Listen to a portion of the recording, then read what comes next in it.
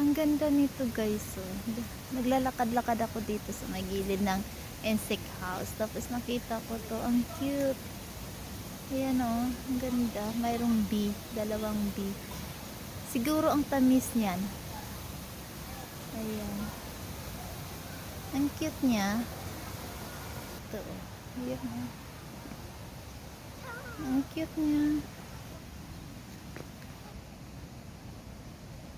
Ang gaganda.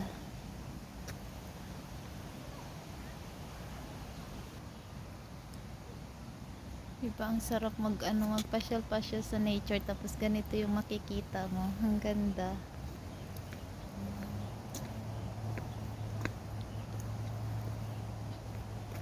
Ayan guys, dito mayroon din dito sa kabila pero ang daming bee. Natatakot ako lumapit masyado kasi alam nyo, natakot ako sa bee. Ayan oh. Baka mamaya kagatin ako.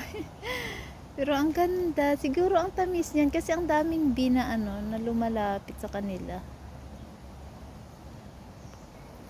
Ayan. Ang ganda, di ba? Ang ganda dito mamasyal. Yan yung bulaklak.